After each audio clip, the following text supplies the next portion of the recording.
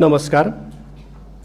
प्रतिनिधि सभाका माननीय ज्येष्ठ सदस्यज्यू एवं मान्य सदस्यज्यूहरू, सङ्घीय संसद प्रतिनिधि सभाका नवनिर्वाचित सदस्यको शपथ कार्यक्रममा उपस्थित सबै मान्य सदस्यहरूलाई म सङ्घीय संसदको महासचिव पदम प्रसाद पाण्डे व्यक्तिगत एवं संस्थागत रूपमा हार्दिक स्वागत तथा अभिवादन गर्दछु। प्रतिनिधि सभाका लागि सम्वत 2082 साल फागुन 21 गते सम्पन्न भएको निर्वाचनको अन्तिम परिणाम सहितको प्रतिवेदन 2082 साल चैत 5 गते निर्वाचन आयोगले सम्माननीय राष्ट्रपति समक्ष बुझाएको बेहोरा यहाँहरू समक्ष स्मरण गराउन चाहन्छु। सर्वप्रथम म उक्त निर्वाचनबाट निर्वाचित हुनुभएका सम्पूर्ण मान्य सदस्यहरूलाई हार्दिक बधाई तथा जनअपेक्षा अनुकूल सफल कार्यकालको शुभकामना व्यक्त गर्दछु।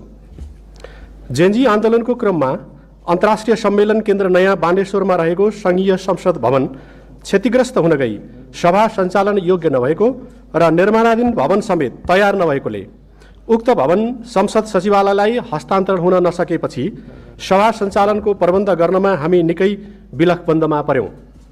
विभिन्न निकाय तथा पदाधिकारीहरूसँगको पटक पटकको छलफल, पत्राचार, भेटघाट एवं दबावमूलक कार्यबाट समेत निर्माणाधीन भवनको सभाहाल संसद सचिवालयलाई हस्तान्तरण हुन सकेन। विभिन्न विकल्पहरूको खोजीपछि आज हामी उपस्थित भएको यो बहुउद्देश्यीय हललाई नै शपथ कार्यक्रम र अल्पकालीन रूपमा सभा सञ्चालनका लागि तयार गर्ने निर्णय भए अनुरूप हतार हतारमा यो हल र हलभित्रको संरचना तयार गरिएको छ। यस विषम परिस्थितिमा हाल तयार गरिएकोले यस भवनमा थुप्रै कमी कमजोरी हुन सक्ने भएको र त्यसबाट मान्यजीहरू, दर्शक, सञ्चार माध्यम लगायतलाई पर्न गएको असुविधाप्रति संसद सचिवालयको तर्फबाट क्षमा याचना गर्दछु। नेपालको संविधानको धारा 88 मा सङ्घीय संसदको प्रत्येक सदनका सदस्यले सदन वा समितिको बैठकमा पहिलो पटक भाग लिनु अघि सङ्घीय कानुन बमोजिम शपथ लिनुपर्ने व्यवस्था गरिएको छ। त्यसैगरी प्रतिनिधि सभा सदस्य निर्वाचन ऐन 2074 को दफा 75 को उपदफा 1 मा सदस्यले प्रतिनिधि सभा वा त्यसको कुनै समितिको बैठकमा भाग लिनु अघि प्रतिनिधि सभाको अध्यक्षता गर्ने व्यक्ति समक्ष शपथ लिनुपर्ने प्रावधान छ।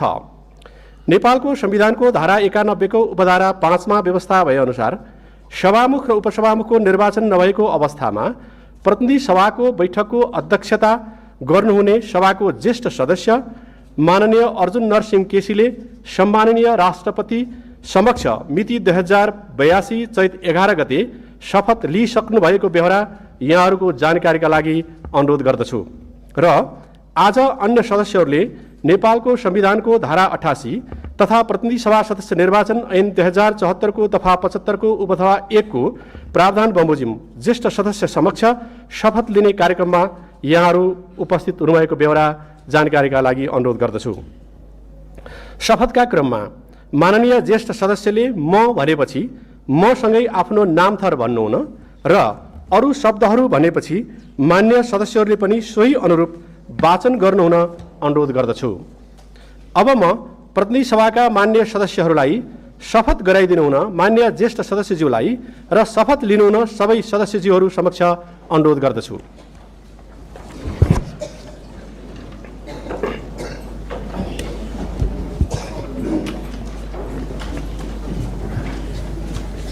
म मुलुक र जनताप्रति पूर्ण वफादार रही सत्यनिष्ठापूर्वक प्रतिज्ञा गर्छु। ईश्वरको नाममा शपथ लिन्छु कि नेपालको सार्वभौम सत्ता, राजकीय सत्ता नेपाली जनतामा रहेको नेपालको संविधान प्रति पूर्ण वफादार रहँदै प्रतिनिधि सभाको सदस्य पदको कामकाज प्रचलित कानुनको अधीनमा रही मुलुक र जनताको सोझो चिताई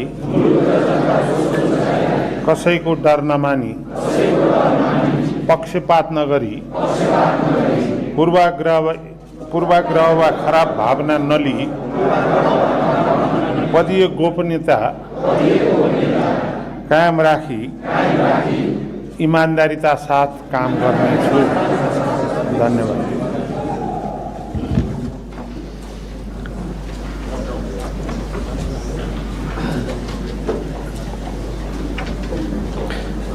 प्रतिनिधि सभाका मान्य सदस्यहरूलाई शपथ गराइदिनु भएकोमा मान्य ज्येष्ठ सदस्यज्यू र शपथ लिनुभएकोमा सबै मान्य सदस्यज्यूहरूप्रति आभार प्रकट गर्दछु। मान्य सदस्यज्यूहरूलाई शपथ पत्रमा आफ्नो नाम, थर र मिति लेखी हस्ताक्षर गरिदिनु हुन अनुरोध गर्दछु। मातृभाषामा शपथ लिनुभएका सदस्यहरूलाई मातृभाषा र नेपाली भाषाका दुवै शपथ पत्रमा आफ्नो नाम र मिति लेखी हस्ताक्षर गरिदिनु हुन अनुरोध गर्दछु।